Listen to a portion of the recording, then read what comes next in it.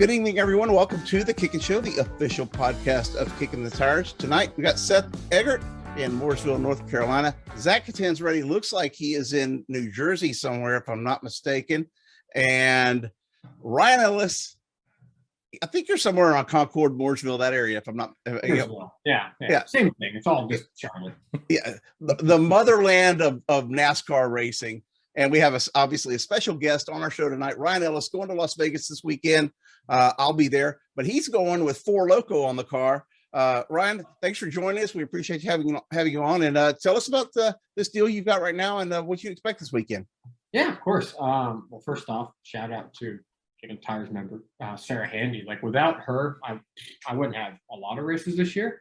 But two, this Four Loko deal, which is awesome, and provided me some beverages for those. I don't know if it's video or not, but yeah, it's video. Organically drink them. For better or for worse, some nights. But no, it's an awesome deal. It's so much fun to work with them. I've been really lucky to work with brands that are fun to work with. You know, whether it's the Canes with their scheme to Four Loko or this Heartbeat Hot Sauce and Dustin Poirier. It's like I've just had a pretty cool lineup, and I've just been lucky to be a part of it. I mean, the fact that I'm running with Tommy Joe and Alpha Prime, that's every time I get in the car, it's the biggest opportunity I've ever had in my life. And I told that to Tommy yesterday and the day before, and it's true. I've never had stuff this good. So now I just got to prove it.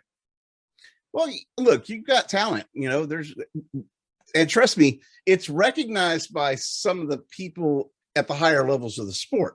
You know, you mentioned Ryan Ellis's name, and you're not one to go out there and wreck people. You're not one to go out there and get in someone's way because you have a 25th place car or 30th place car, and they have a, first or fifth place car.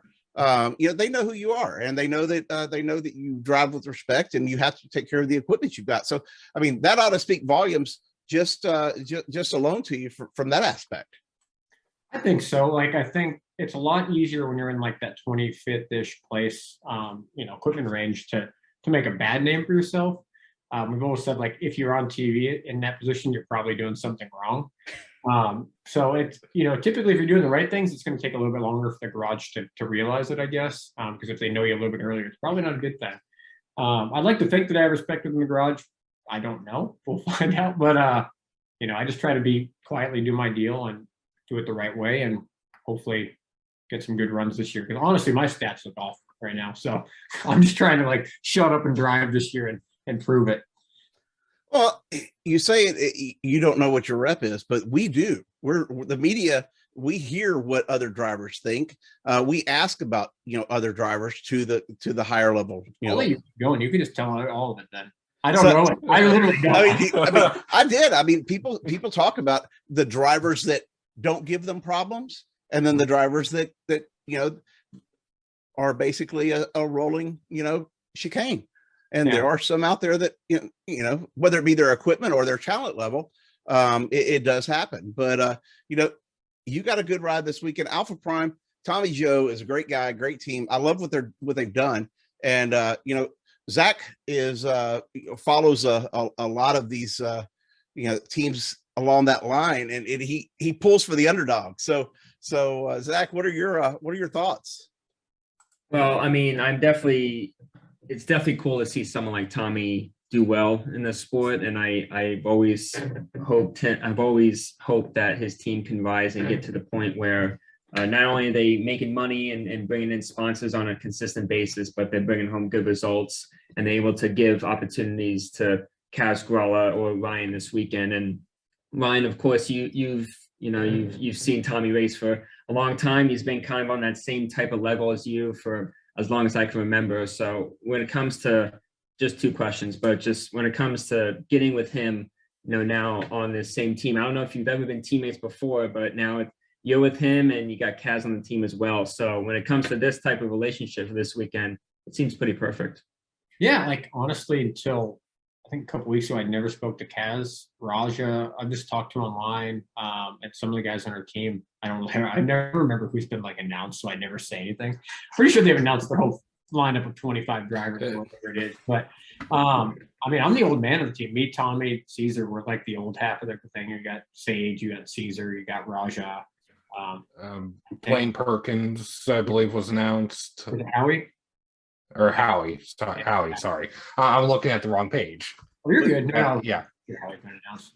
But like, it's weird to be on the older side of things. But it's nice. Tommy's like one of my good friends in the sport, and I've always wanted to work with him. So it's just fun. I mean, like I said, I have a lot of respect for everybody in this team. They've all gotten there in very, very, very different ways. Look at Sage, you look at Kaz, you look at Raja. Like they all have very, very different stories. And that's just three of the guys. Me and Tommy have a pretty similar story. So it's just gonna be fun to work with him, and I've had a lot of respect for him and what his family's done. They've done it the right way. They've built it from the ground up, and now they have a 2-car operation. I know Tommy's stressing night and day about doing it. I talk to him every day, but just to be part of it's cool. And like I said, it literally is the biggest opportunity in my life. Like 4 days, and same thing every race I strap in this year. So I don't feel pressure from that because I've been in, I think, almost 80 something NASCAR races, but I put pressure on myself at the same time. Yeah, you mentioned you're one of the older guys of the group. This weekend will make it the 10th year that you've competed in the Xfinity Series. Sometimes it's only one race a year, but overall 10 years being able to drive a wide variety of race car for a lot of different teams. Does it really feel like it's been that long since your debut, and how it's been such a big part of your life this past decade? Yeah, it's kind of like anybody's life story where it feels like yesterday, but it feels like 100 years ago at the same time. I got my start from being in a Grand Am race. I was still racing a Grand Am at the point, and Jimmy Means needed a start and park driver. I didn't know anything about Nationwide Series, and he gave me an opportunity, put me in a car at, I think it was at Road America, and just kind of stumbled into it, got really lucky. And as you said, I did PR for 4 years for Go Fast at Matt DiBenedetto and Corey, and just trying to scrap and literally financially stay alive. And it's been a wild freaking ride. The fact that I'm getting the best year of my career and I'm 32 or whatever I am now is kind of stupid, but it's awesome. But for those that don't know you, Ryan, let's before I get to Seth, because by the way, Seth is our stat guy. He knows like every stat. Oh God, right. Don't let him talk. Yeah. So, I may or may not have your page open right now. But before we get to that, let's tell people that don't know who Ryan Ellis is your history, because you do have an interesting background, and you've been racing from. I mean, I'm 50, so you're 32. It's not that big of a deal, but you've been racing for a long time. Yeah. So my family, I know like everybody knows the Elliots and Blaney's and those types of people, but my family's been involved in racing since the 1950s. My grandpa raced USAC midgets in the Midwest, and he actually lost his life in a racing accident in 1958. The same year my father was born. So the fact that my dad actually got into racing and obviously pursued it his whole life is crazy to me. I can't imagine my grandma losing her husband at the time and letting her kid race. I started racing when I was 4 years old, 1993, and went through quarter midgets, models, legends cars, spec Miata because we lost everything, and then we kind of stumbled into road racing. Went up on a reality TV show called Racing Under Green that was supported by Volkswagen. We ran a bunch of TDI diesel Jetta Cups. If you raced on iRacing, you probably would have driven the car. And Volkswagen took me to Grand Am, and I stumbled into Jimmy Means and just kept stumbling, and here I kind of am. But yeah, like I said, I did PR for 4 years after I lost my my biggest sponsor just because of management change. I was like at the top of everything. I was fighting for a full-time Cup Series ride, and made a little change up top. And I was like, I'm so sick of like fighting for $500 starting parks and driving across the country and not having any financial stability. I just couldn't do it. So I was like, I'm just gonna take whatever the job was. And my buddy DiBenedetto had just gotten that job at BK, or no, it was a Go Fast, and I thought it might be a 3-month thing or a 6-month thing. Well, I built my racing career back up and did it for 4 years. And then Go Fast shut down, so I didn't have an option. And thank God, Corvette Parts, Go Fast sponsor, moved with me, because without them, I wouldn't have any races now. It's a weird story, and nobody else has that story. So I probably win most unique story. Go Fast was a great operation. The Corvette Parts folks, they're awesome. They're great to work with. I interact with them actually on social media from time to time. I love that aspect of a sponsor that, if you post something or you tag them, they actually respond to you. So I think that's really cool. You've got a good partnership there. I do have to give a shout out to Sarah for helping you, because she asked me when this first started. She's like, you care if I help Ryan? I'm like, no, not at all. That's I bring people to kicking the tires so that they can build their career. I know that, there's a very slim chance that someone's going to stay with me and just do this forever. I mean, Zach works for CNN. He's still, hanging out with us, and I'm blessed because he's a great guy.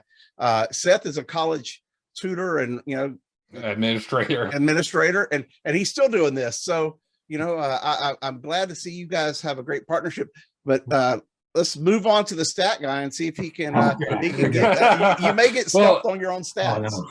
well, how about this? Let's ignore all the starting park stats. That's hard. Yeah. Yeah. Let's ignore that. Your best finisher, at least right now, is 15th in 2016. Yeah. And that was with Rick Ware at Daytona. What are your expectations with the Alpha Prime this year? Do you think, what's your goal essentially? Is it top 15? Is it top 20? Because you did say this is your best opportunity so far.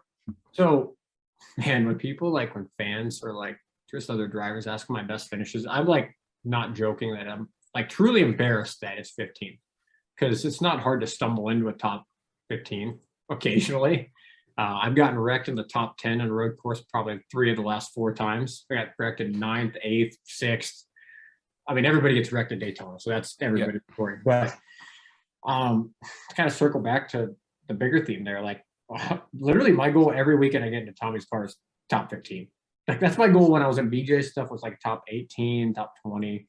But with Tommy, I know it's a very competitive year in the Xfinity Series. Like if I don't, there's going to be weeks that we don't have that. There's going to be weeks that some teams are on and we're off, but definitely top 15 before I show up to the race every single weekend. But God, it sucks to say it's 15th. I wish it was like 13th or 12th or something, but it truly hurts me to say that. Now, you also had said earlier that you, Tommy, Caesar, you're the older drivers of the group. What kind of advice are you giving to, whether it's Raj, Kaz, Sage, Howie, as far as what they can expect in the car and to help them improve in their own careers? So I'll give you like my serious answer, which is actually a joke, and then I'll give you like my real answer. Probably nothing, because I don't think anybody's going to text me.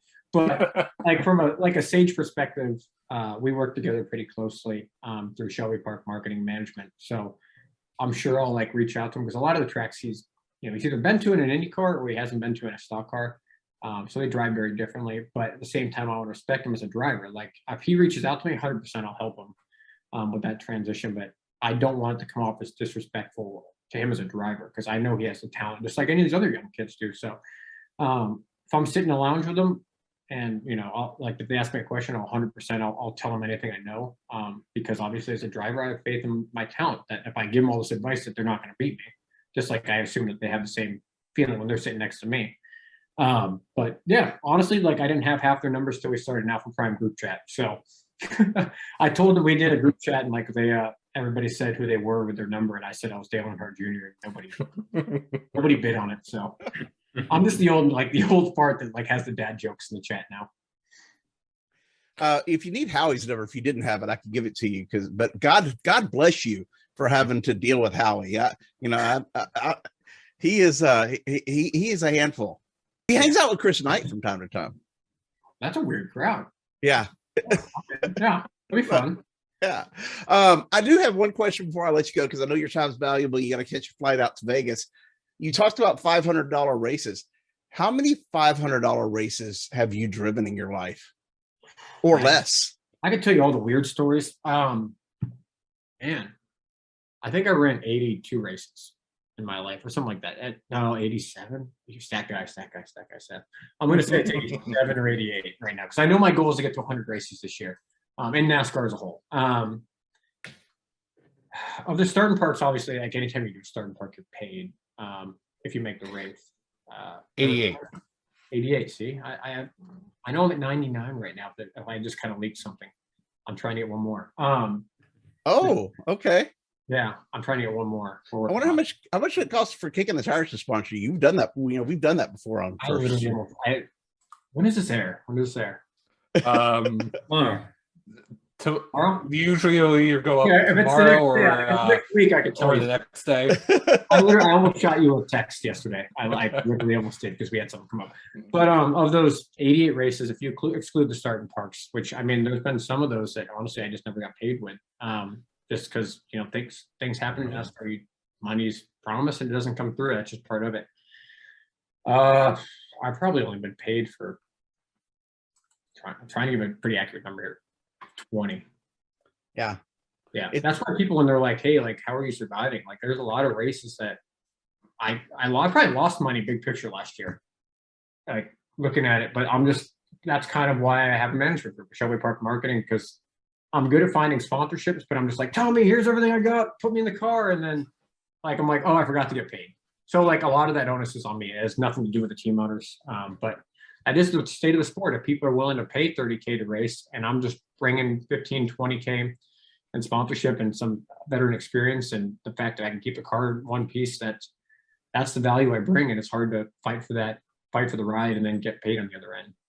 I understand that, and the reason I ask is because I know a lot of you guys are friends of mine.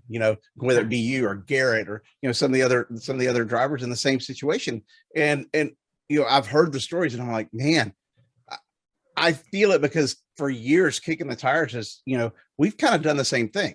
This is same story. It's a self-funded operation, and I try to take care of these guys the best I can, and we try to get the name out there to get more sponsors. Like we've got a Mike D's barbecue sponsorship. Yeah.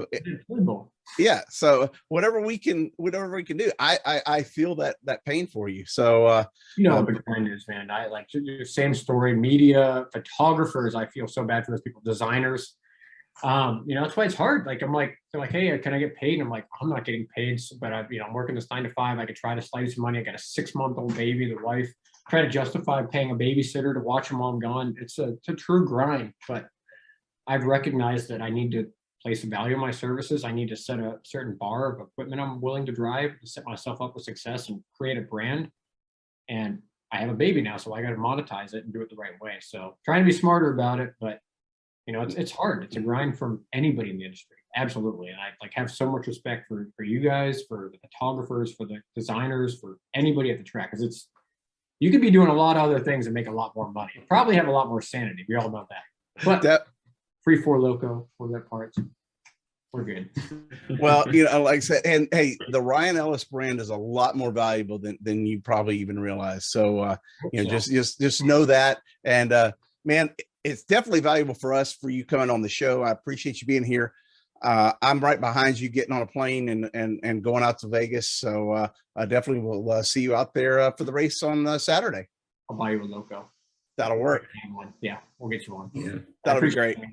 Thank you. Sorry about the stats. All right. And Ryan Ellis, a special guest tonight. That's pretty cool to have a driver come on the show and kind of open up about his life and being a driver trying to make it in NASCAR without a big time sponsor. That's and I'm proud of Sarah for what she does to help him get sponsorship. That's really cool. Yeah, he really opened up. That was great. I mean, I've known Ryan for a lot. I've always known that he's a great interview. He's very real, very authentic, just what he's been through. But just to hear him really break it down, that this opportunity with Tommy Joe this weekend and this whole year, it's the biggest opportunity of his career, and that's kind of how he looks at each ride that he gets. Like, this is my next foot in the door. This could be the biggest opportunity in my life that opens up a whole other ride in the future. So I like that type of mentality that he has, and just him talking about just the struggles of not making a whole lot of money in the sport. I think too many people have that issue, but some people just can't stop. It's just in their blood, and those are the guys who I love seeing in this sport, because they're not here because it just fell into their lap, wherever, and they would rather be in the NFL or wherever, but they just found a NASCAR job. No, this is where they want to be, and if they don't find an opportunity here, they're gonna freaking make it happen, because they just can't leave. So that was just great to hear. Seth, what were your thoughts? What do you think of Ryan? He's always been one of the nice guys, especially in the garage, let alone the PR and media side because he's done just about everything and anything there is in the sport. And I hope he runs well. I really do, because like Zach, I've always pulled for the underdog. I've always been paying attention to the underfunded underdog teams, and on occasion, I look at their stats to see who has a good finish, who doesn't. For example, this past weekend in the Cup Series, Garrett Smithley got a career best finish, and he finished 21st. His previous best was 24th. And he doesn't always have the equipment either. Yeah, Garrett's a good friend of mine, and to see him get that in the Cup Series was really cool. You talk about underdogs, though. You talk about you mentioned Garrett, but I found myself pulling for Daniel Suarez at the end of the race at Auto Club. I'm like, he could win this race. I mean, I'm telling my wife's sitting there, and she's not as into NASCAR as I am, by maybe 10,000 to 1 below me, and she's like, "You're bugging me, I'm trying to read a book." But she's like, "Really?" She's heard of Daniel, obviously, and she's like, "You mean someone who's not like a Kyle Busch or a Hendrick car?" She knows the cars, and she's like, "Wow, that would be big." I'm like, yes, this will be huge if an Eric Jones or a Daniel Suarez that could pull this off. I was thinking Tyler Reddick might have it locked up for a while, but yeah, it was. We have seen some really cool racing so far this year. Auto Club obviously being a good example of that.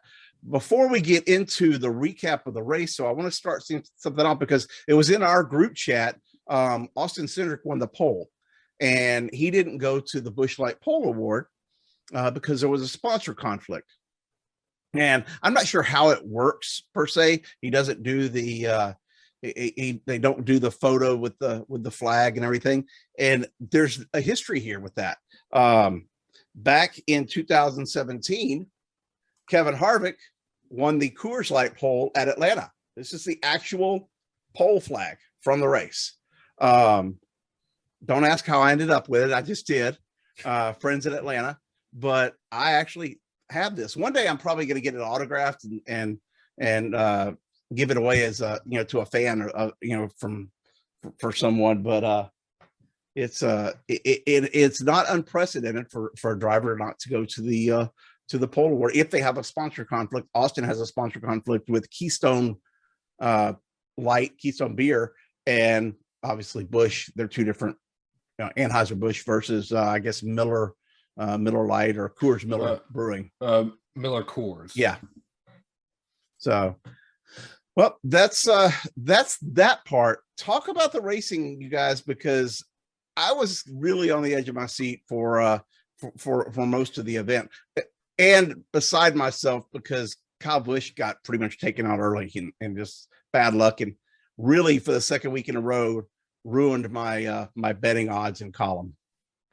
See, mine was the exact opposite for the second week in a row. I am Yeah, the point leader by what? More than half, more than double. Yeah, You're not more than double me. But to be fair, Zach, we are doing a reset for the playoffs this year. I know, but the same last year. I kicked ass at the beginning of last season, but once we started, until the wheels fell off. Yeah, once we started keeping track, then all of a sudden I do. You're in the 90s. You're in the 90s right now, and I'm in the 50s.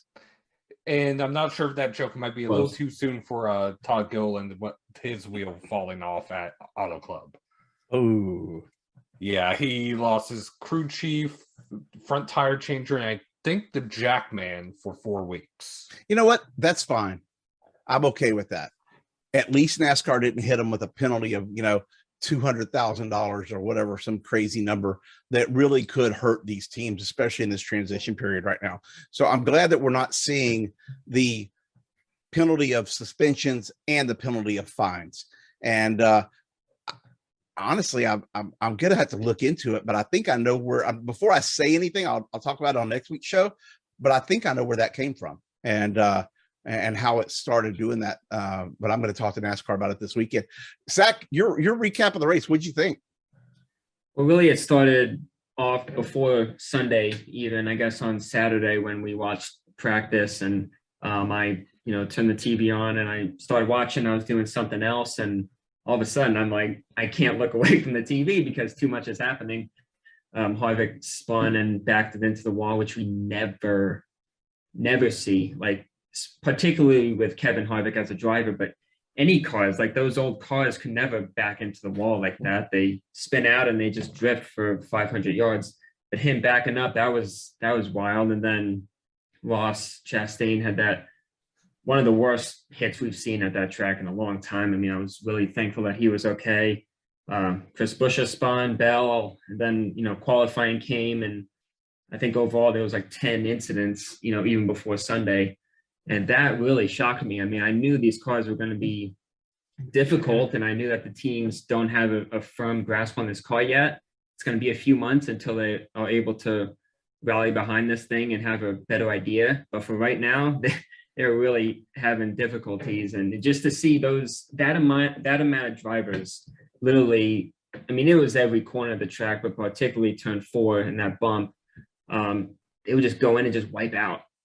And that was really something to see. And for the first time in a long time, I was on the edge of my seat anytime a driver took to the track, and I really can't remember that happening before. And so for the race, I mean, I knew it was going to be quite different because we didn't see any pack racing, didn't see any practice restarts or like big, groups, practicing together.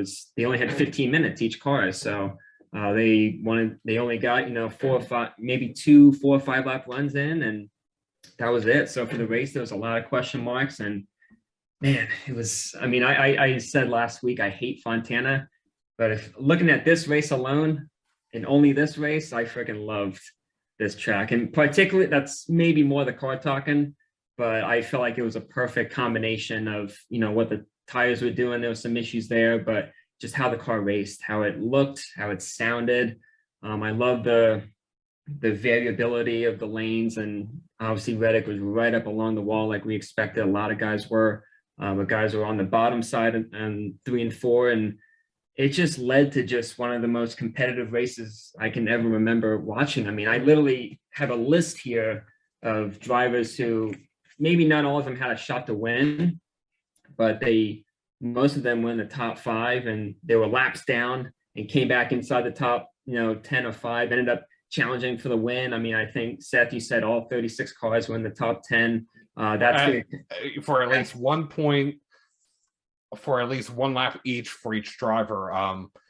Although there were some that was only under caution, it was so that way the teams that are pitting around could pit without issue coming in or going out, which that was Cody Ware, Garrett Smithley, Josh Bilicki, BJ McLeod. Some of the more underfunded teams were doing that. A little bit of a courtesy to the other teams. Right. But it supported the fact that it was an incredibly competitive race. I really don't remember this amount of comers and goers throughout the race. There's nothing more that I like. The first thing is lead changes. I love seeing lead changes. I hate when one guy dominates a race. I love seeing lead changes, but I also love seeing comers and goers, guys who are able to, do well in the beginning. They have issues and they're able to come back. There's guys who, like Kevin Harvick or Eric Almirola, who just seem like they're off and they end up getting nearly top 5s right there at the end. Had Austin Dillon, who was well in the shadow of Tyler Reddick all day. Then Reddick has his tire issue, and Dillon nearly wins the race. He came home second. And Eric Jones, I mean, he put on the best race for a Petty-owned car probably since Marcus Ambrose at Watkins Glen in 2014. Yeah, I'd say that. I would definitely. And for the 43, I would say probably Eric Almirola at Kansas in 2012. Yeah, so I mean, this was unprecedented, the speed that we saw from him, and whether he's going to manage this throughout the year, I don't know. I mean, as I said, these teams are just learning this, so it's kind of a even playing field per se. But to see him get a front row start and just, I think he was the most consistent guy of the entire day, and it was, I'm disappointed he didn't win. You mentioned Daniel Suarez, who, man, I felt like he was one move away from winning that race. I don't know if he would have been able to hold off Larson, especially with the runs that we were seeing, but he got the lead on the backstretch, and then he went low in 3 and 4. And I felt like at that point he should have stayed in front of Larson and took advantage of that dirty air and not give him the opportunity to get that big run. But the problem that Suarez had, which he said post race, was how tight his car was on the short run. So if he had stayed high, he might not have been able to hold it without getting it into the wall. Yeah, and obviously it didn't work out. He ended up having to lift off the corner anyway. So, but yeah, I feel like when you're the leader, you have to take advantage of that big clean air, which is still a help with these cars. Yeah, he let that go. Then I mentioned Almirola and Harvick. Almirola was so funny. He was the only guy to get sideways in the car and not spin out completely. And he did it twice. He did it in qualifying, and then he did it again in the race. I don't know what that says about him, but that was incredibly impressive. And he came back, and he's the only guy to get 2 top 10s out of the first 2 races. I think it's the first time since 1973 there's been 19 drivers finish in the top 10 in the first 2 races. And he's the guy who kind of screwed up that stat. Kurt Busch, I don't think he made any laps before the race. He wasn't allowed to practice or qualify. He was allowed to practice, but not to qualify. Not to qualify. So he started in the back, and he had a few issues throughout the race. He got a top 10 at the end. Daniel Hemrick, I think he was 6 laps down. Because the shifter broke like 12 laps into the race. That was something. I think Chase Briscoe did that in an Xfinity race last year or a couple years ago. 2 years ago at Homestead, the tungsten fell out. Yeah, for him. That's what that issue was. Down. He came back and got a good finish. That is really, really tough to do. Kyle Busch he seemed like he had good speed, but he just couldn't stay out of trouble. Ricky Stenhouse Jr. had a great run for JTG. Chase Briscoe, he was having a career day at certain points, led his most laps ever. He fell back late. We mentioned Tyler Reddick, who was just absolutely killing it. Led 90 laps, by far his best ever, and just nothing he can do about that. And then Byron with that issue, that was a heartbreaker, probably of the season so far. Early. And then Chase Elliott, who, when we mentioned comers and goers, he was just coming and going time and time again. And we're going to mention him and Lawson, but that I totally felt, and I listened to the uncensored radio chatter later. I don't think I've heard him. He's been pissed off before, but I've never heard him that pissed off. It's been quite a while. Yeah, he was hot. He was hot. So the main thing I love this weekend is the raceability of this car. Just the fact that Hemrick was able to go from 6 laps down, granted with the free pass, to back on the lead lap, and then from the back to the front.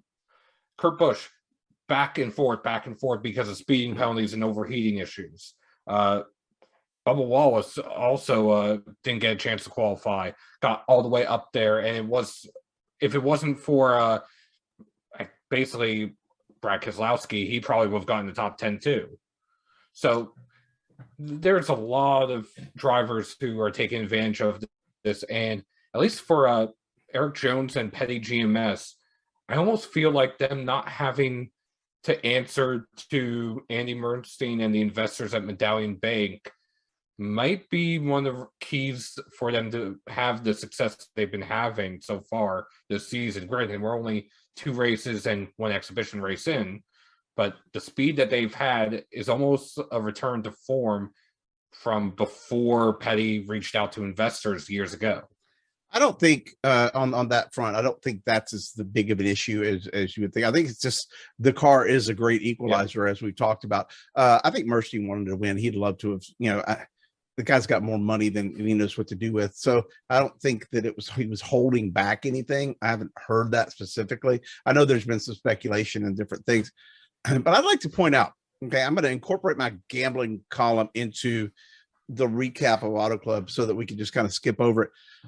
I picked Kyle Busch to win the race because I thought he was a favorite going in there. I gave a secondary favorite of Chase Elliott. Both of those guys, Kyle Busch came back from being several laps down to finish 14th on the lead lap with after he had bad luck several times. So his car was fast. He was making passes. Chase Elliott went to the front, went to the back, like you were talking, Zach. It gets taken out by his teammate. So I had 2 drivers that were my favorites that had a shot to win and were at some point in the race they proved that those were the right picks. Ross Chastain ran up for a while, but then, obviously he got in some trouble and fell back. Daniel Hemrick was my long shot bet. Okay. He was an 80-1 long shot with BetMGM. He finishes he get a top 10, I believe. Yep. Yeah. After going 6 laps down, we're talking.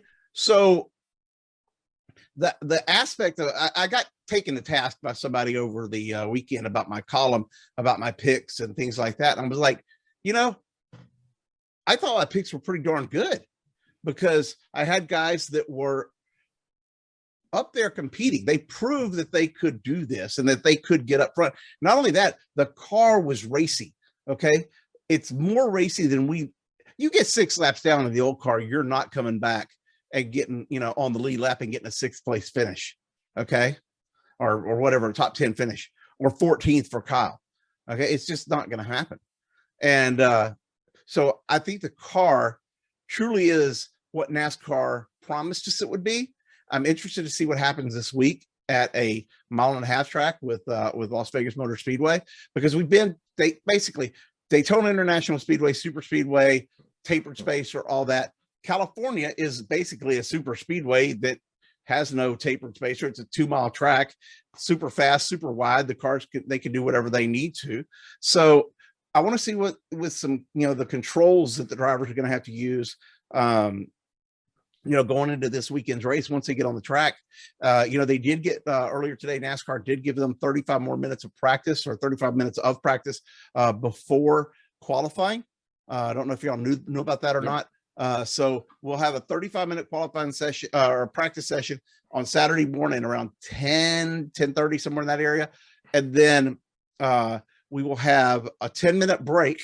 And then after that, we'll have qualifying. So I'm very interested to see what happens with that and how the practice work. And so because the crews are going to work on their cars on pit road.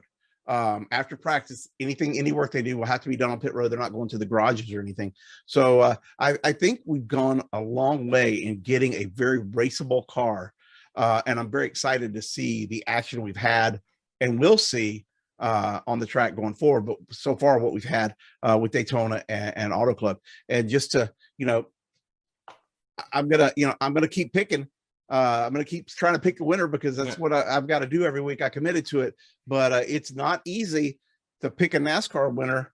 I know you're number one, Zach. Yes, you are. It was an easy pick. Yeah, I got to celebrate. You're number one. Well, look, if Kyle Larson didn't decide to take out his teammate, all kinds Hey, man, I can't say anything about that. Yeah, I'm just saying. And if his teammate almost didn't take it away from him with that spin, and the white gloves clearly showing he turned into the spin instead of trying to save it. Well, even before that, when Larson was coming to lap him and he came down the track. Yeah, that too. Matt Kenseth was in the booth. I'm like, that would have been funny.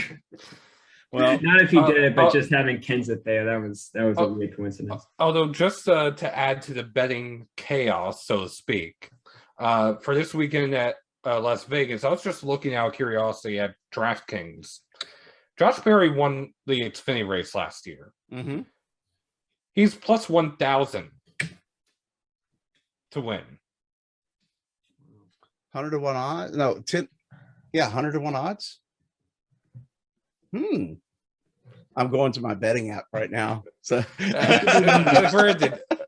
said, that was DraftKings, and that was earlier today. But that's okay. That's fine. It's interesting because he's the defending winner at the track. Well, usually they're not 100-1 odds. Look, I mentioned that in the stuff with Chastain, because just because Chastain took a hit and went into the wall, his odds shot up exponentially after he was going to a backup car. Backup cars don't mean anything anymore. Okay, these cars are all pretty much alike for each team. They're going to set them up what they have to do.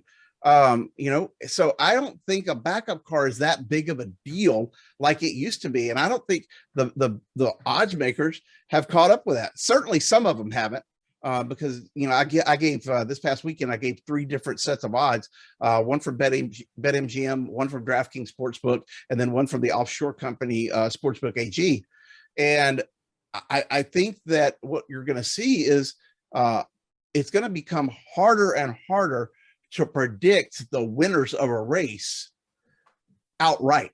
Now, there's some other bets that you can make, some proposition bets that I've talked about. Like, last week you had all Team Penske cars finish in the top 10. Okay. That was a 5-1 bet. Or actually that was a 4.5 to 1 bet. All Joe Gibbs racing cars finish in the top 10 was a 5-1 bet. So there's some other bets that you can make, and I probably could pick those and come up with some good, results, but I like to pick the winner.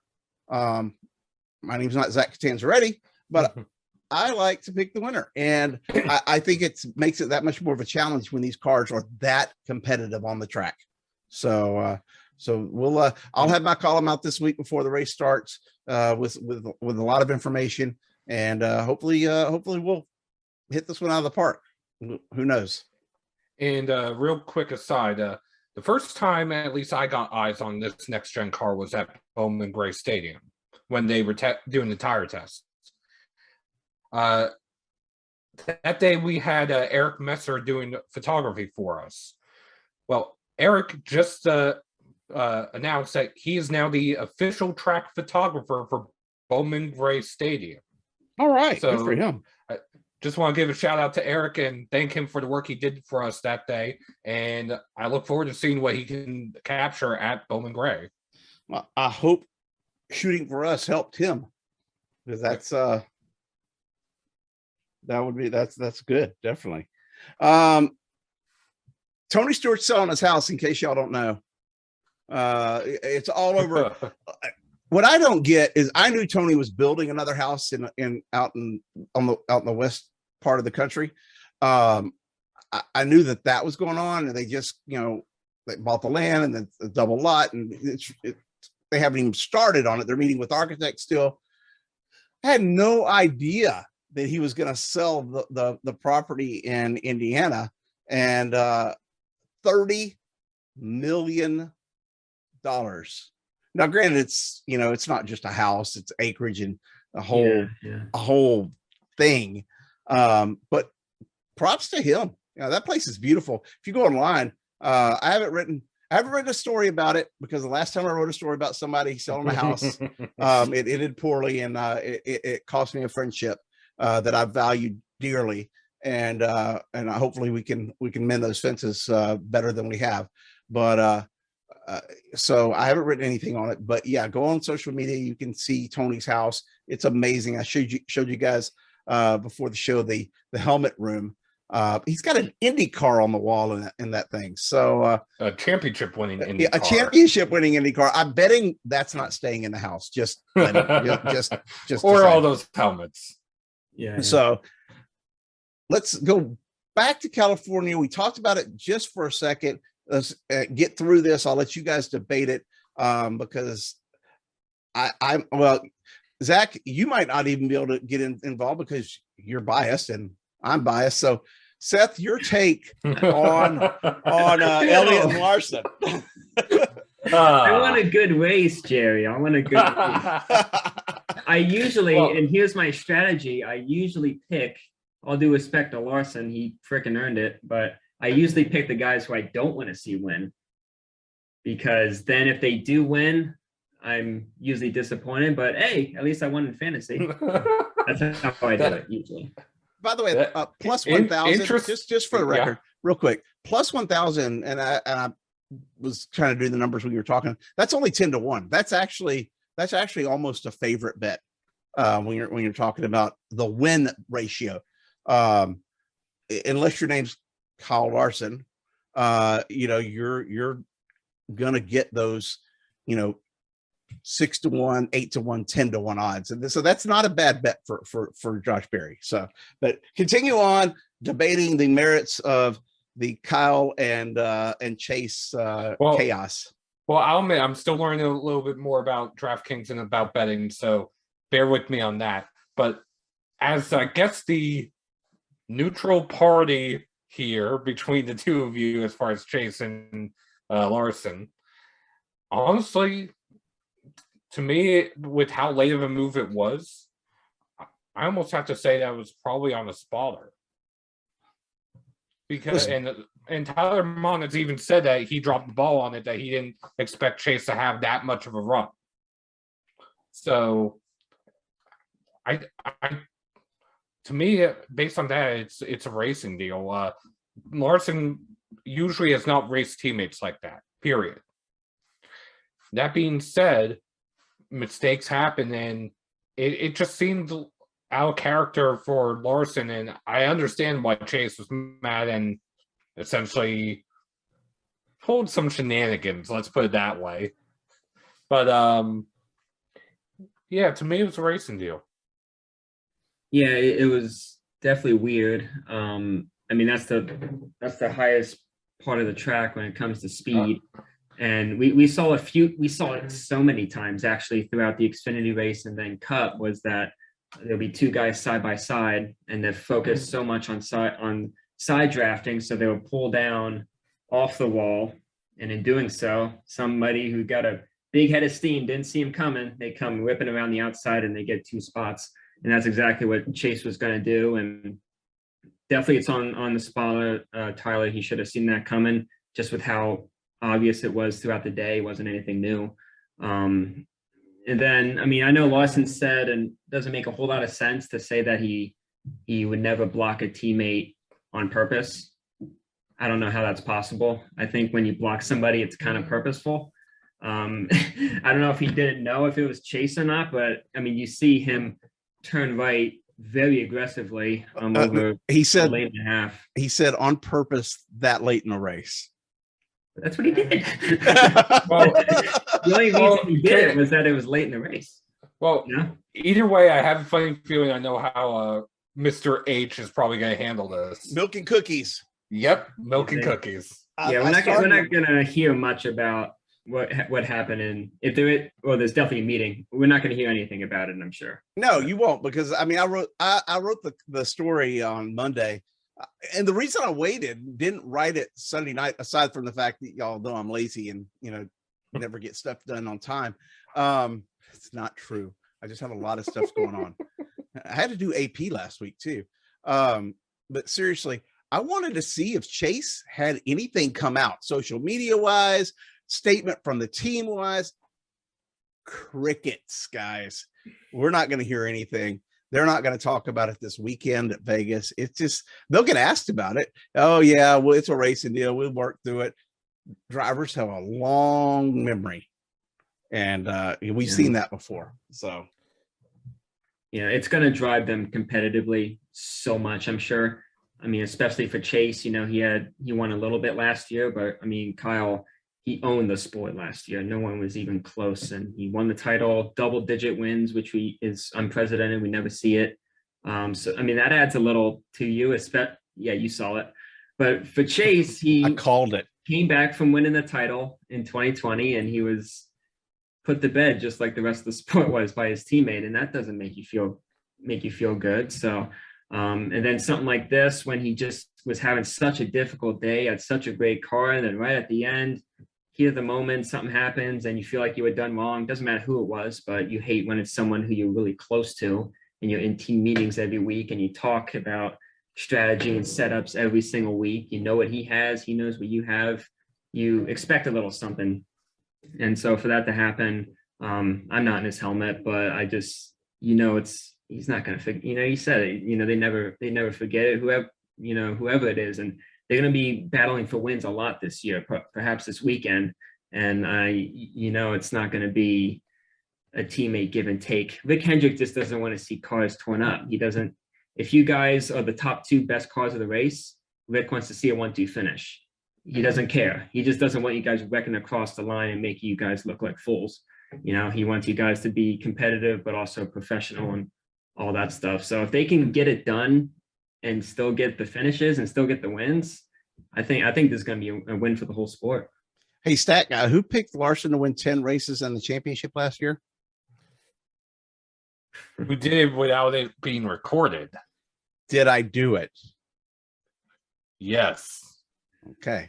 I even bet $5 on Larson at 12-1 odds before the season started, and won my $60 and gave it to charity, afterwards. So Yeah, I had full confidence in his first year at Hendrick Motorsports. So I don't know if he can do it this year. I think he caused some of the other drivers, not only in the sport but especially at his team, to put their big girl panties on and get behind the wheel, tighten those belts, and drive harder. I really do. I think he had an effect on the entire Hendrick organization, and we're seeing it. I mean, we really are. This rivalries are good. Elliott and Larson in the same team having a rivalry, that's great. It's great stuff. It's great for NASCAR. And we really saw, like, we look over the last few decades, we really saw like a Hall of Fame driver kind of pass the torch to the other one, from like Dale Sr. to Gordon to Johnson to Larson, perhaps, I would say. Now, for three of them to be Hendrick cars is pretty astonishing. But I feel like that's what it is. And what you said about challenging an entire generation of driver, I feel like Larson could be that type of guy. Kyle Busch was, I would almost, give it from Johnson to Kyle. And he's still just absolutely tremendous what he does to his competitors mentally and then also on the track. I think Kyle has a lot of that. He's not as controversial. He has stuff on the track like this every now and then, but he's mostly a pretty quiet guy, and he just gets it done. So he really pushes everyone. You forget about one driver, Tony Stewart. He bookended, he bookended Jimmy Johnson's winning streak and won 3 championships with 3 different series sponsors. So at the time, there's no one that had done that, and with across at the time what was all the sponsors of NASCAR. So we've seen some dynamic drivers through the years with that torch, and I think we've got 2 at Hendrick right now that they could put on a show for the next few years. Absolutely. Yeah.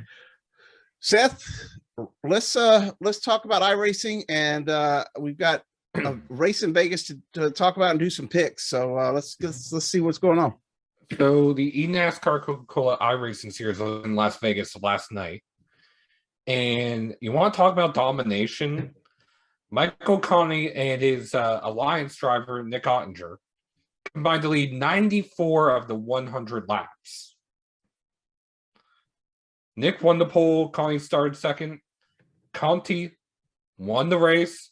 Nick finished second.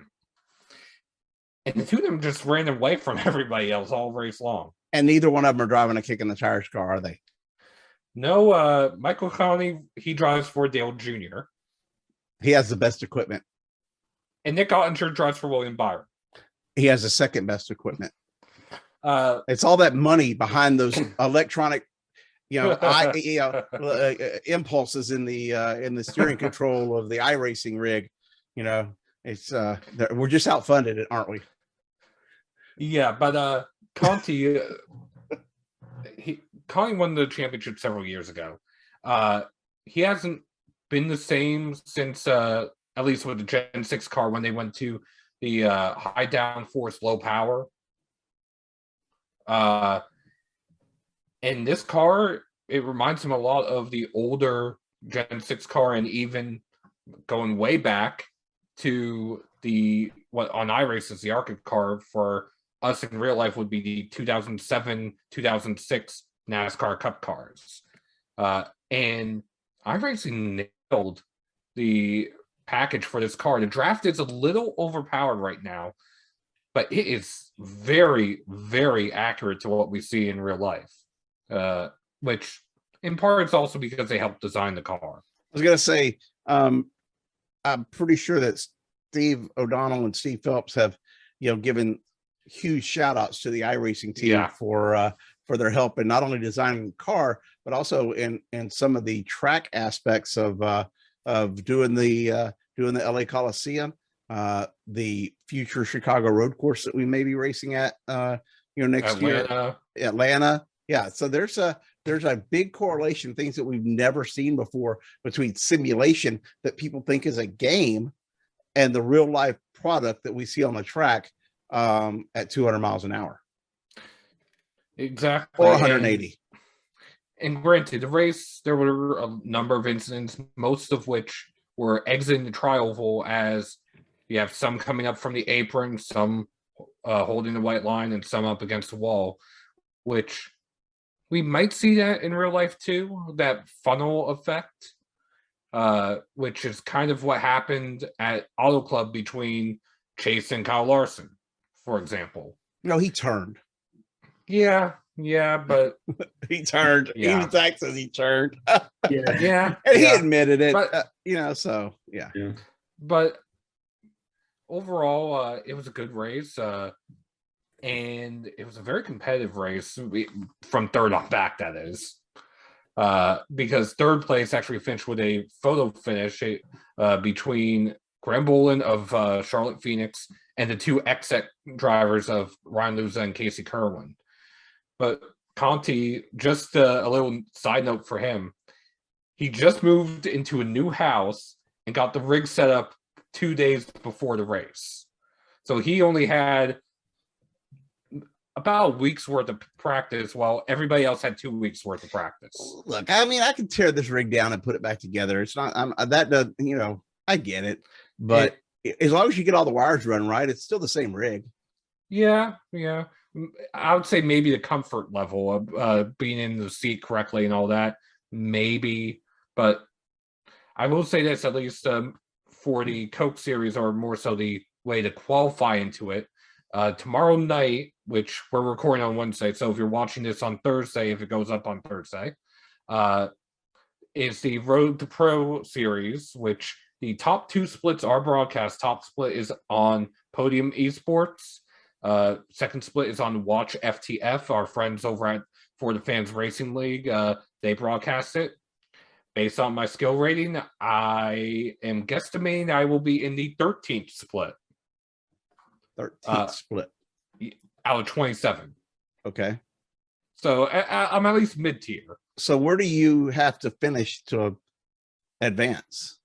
Well, realistically, I want to get as much points as I can. So top 3, top 5, which would also help the skill rating to hopefully boost me up from 13th maybe to 11th or 10th.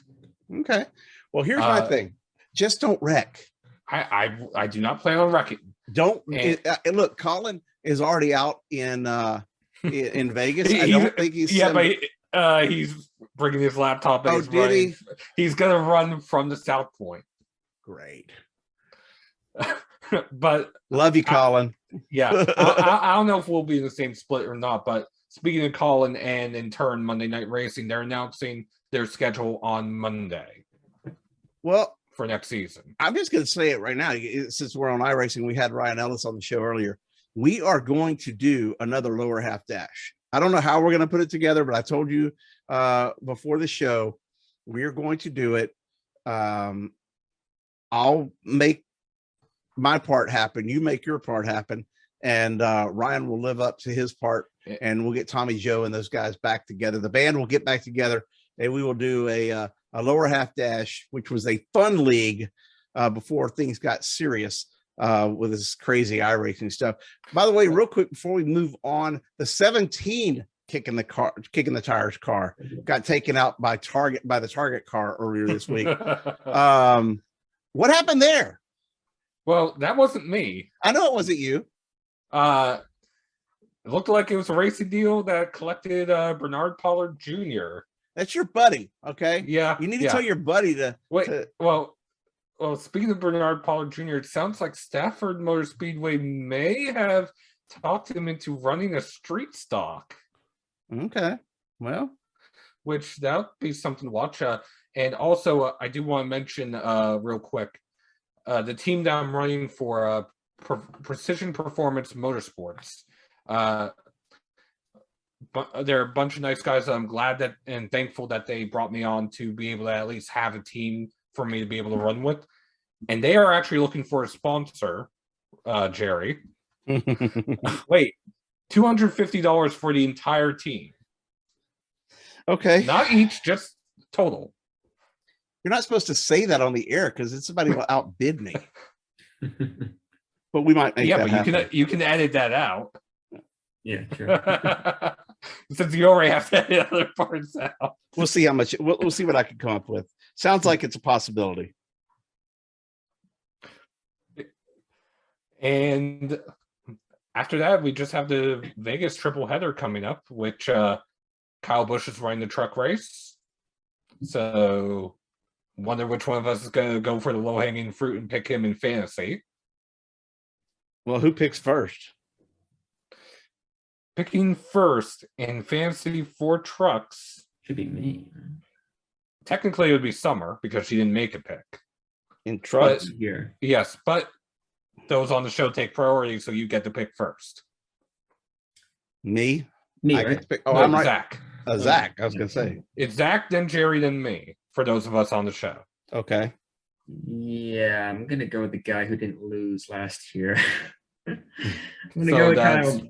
Yeah, I'm gonna go with Kyle Busch for sure. He's tremendous everywhere. Every time he touches a truck, he wins practically, and it's his hometown. If that definitely doesn't hurt. So, yeah, I had a few other picks in here that all sound really good. A few that And then I mentioned Kyle Busch. yeah, he was on my list. He was at the top of my list for sure. Like Ben Rhodes, Christian Eckes, who's really good at Vegas, John Hunter. Like You feel like don't it's want to gonna go. be You don't want to go for the feel good story of Todd Bodine. would I? No. Really feel good story. That is really cool. Ever since I first heard about that, whenever that got me excited because it's been a long time for him. Growing up, with the sport in the late 2000s, really, he was winning a couple championships in 06 and 10. He kicked ass at Texas and Daytona. Like he was one of those old school truckers, like with Skinner and Sprague and Hornaday.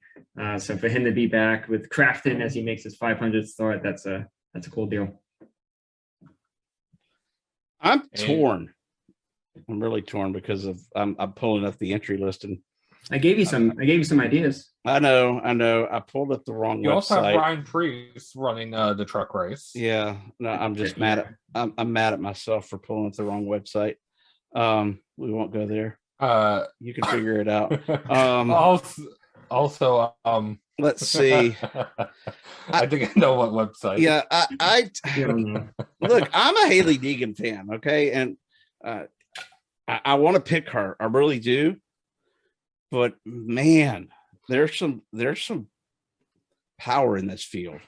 It's a really good feel. Yeah. I'm gonna have to go with John Hunter Nemechek.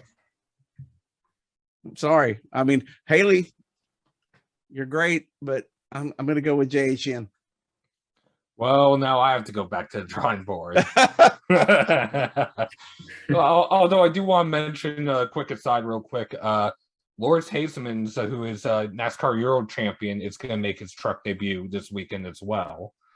I guess I'll go with Ryan Priest then. It's a good pick. And do you have any from Summer? Summer is going to pick Zane Smith.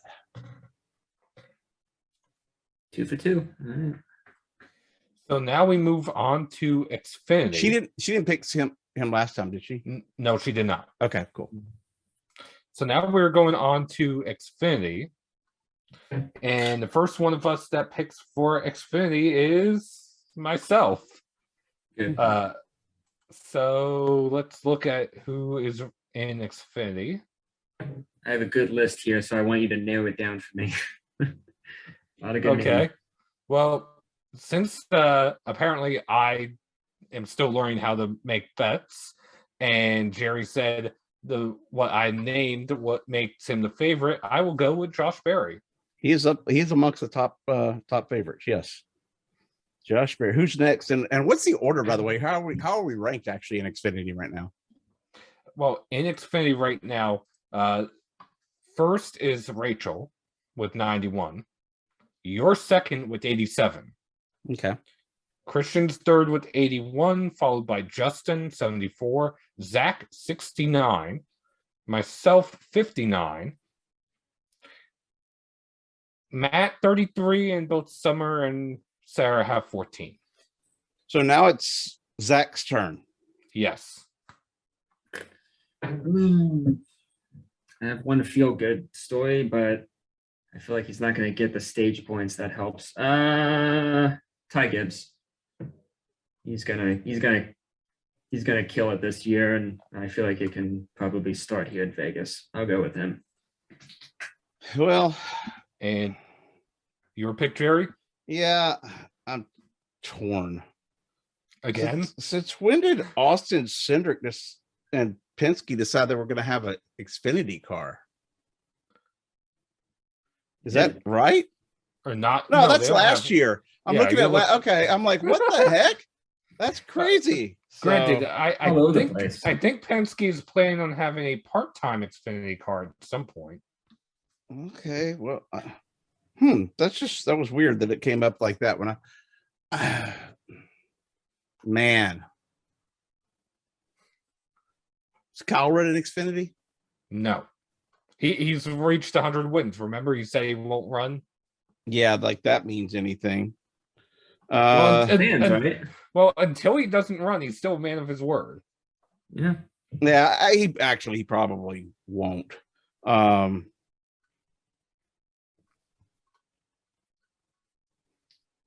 Noah? Okay, Gregson. One big celebration. Yeah, I mean it's a home track. Before, yeah. He's strong. JRM's good.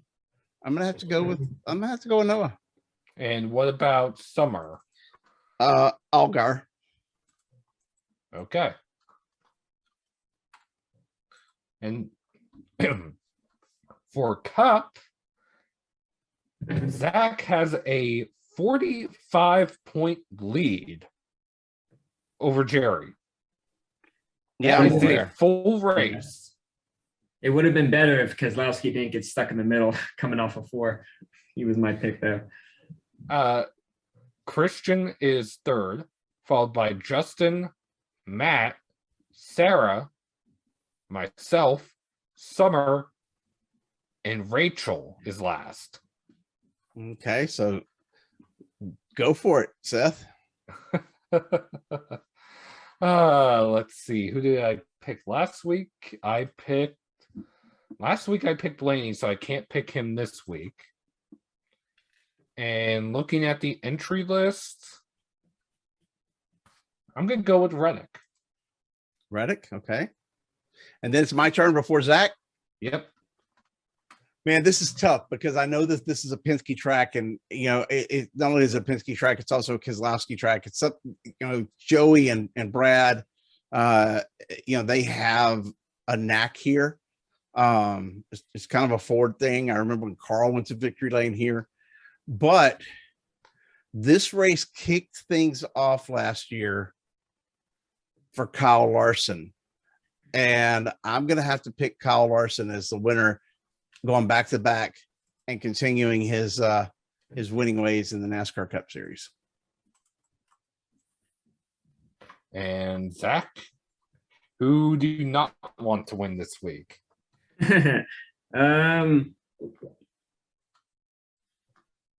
You kind of touched on it a little there.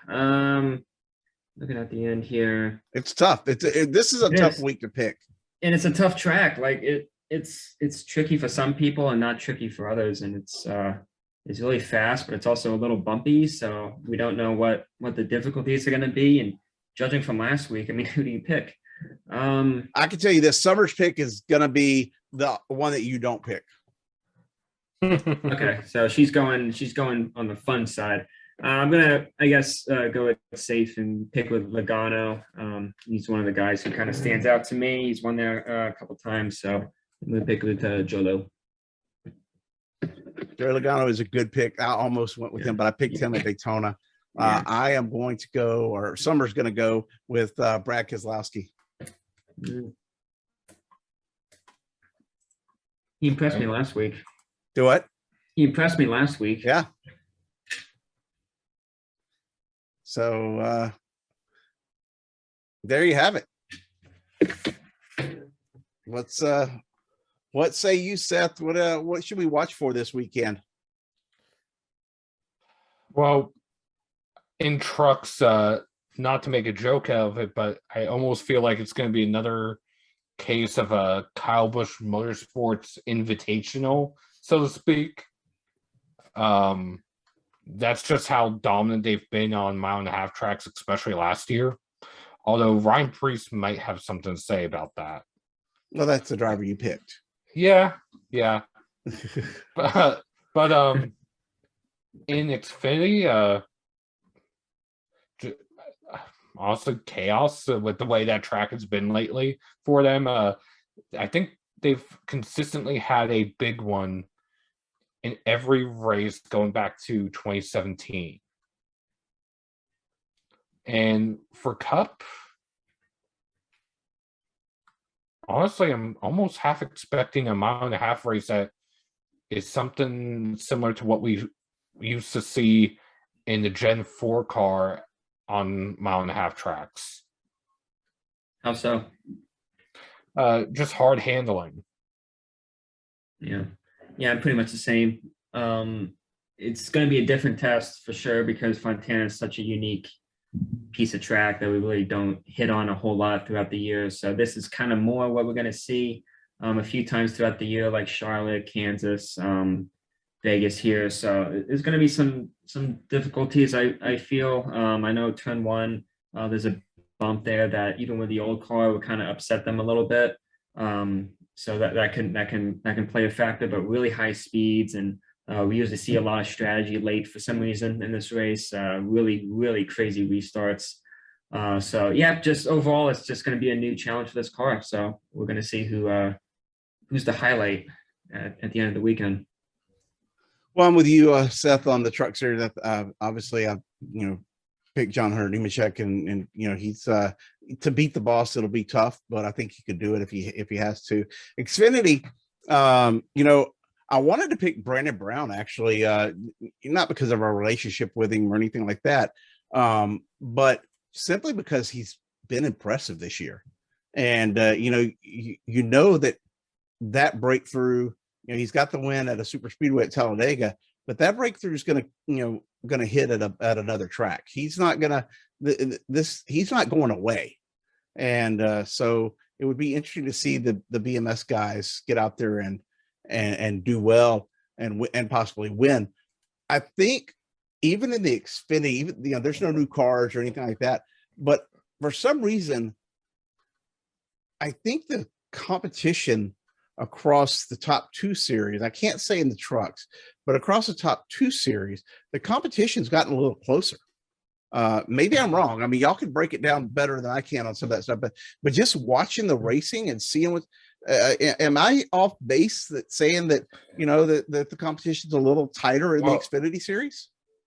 Well, here's the way I would look at it for how tight the competition is in the Xfinity series. Bobby Dollar, who won his first race as an owner with Cole Custer last week, his other car failed to qualify with, to quote Bobby Dollar, an A motor from Roush Yates. There you go. Point made. So you've got a tightened up field in the Xfinity series. By the way, just shout out to Ryan Ellis for coming on the show, and the Alpha Prime folks. We didn't pick you guys, but we know that you guys can get it done. So, to be fair, Sarah hasn't made her pick yet. Yeah, well, that's true, and I bet you I know who she's going to pick. But up in the Cup Series, we definitely have seen some good racing and some tight racing, and I think it's only going to get better as we go forward, and they continue. A lot of rules changes came out this week. I'm still dissecting what those rule changes were from NASCAR, that I got like this litany of things earlier today, and but I think they're going to get better on the flat tire issue, so that the cars can actually move, but the racing product on the track has proven that it's phenomenal, and NASCAR made the right decision. We need to wrap up. Go ahead. It's the best. I thought about this after Sunday. I feel like, just personally, my opinion, it's the best two races to start a season I've ever seen. One of the best 500s I remember enjoying, though I wasn't there, just seeing it on TV. And then Fontana, I've never been more blown away by what's been on the track. So right now it's early, but the first two races, it's the best start to the season I've ever seen. The Coliseum didn't suck either. Best three. That was the best clash I've seen in many years. Ever. Yeah. Yeah. Well, I want to wrap up. Before we sign off, I do want to thoughts and prayers to the people of Ukraine who are dealing with a lot right now. But they have the people of Ukraine have shown me what America used to be like in the patriotism and the love of country with what they've done over the past week since they were invaded by Russia. And not to make this a political thing, but just simply, we don't need this type of chaos in the world. But thank God that they are standing strong, and thoughts for everyone on both sides who have lost loved ones in what's really seems to be a senseless, event. That's going to do it here for us at Kick of the Tires. Shout out to Mike D's Barbecue. Use the code KTT and you'll get 25% off of your order. Hex.com. Go check those guys out. Cryptocurrency investments, where you can pledge your investments in cryptocurrency and earn an interest rate based on that.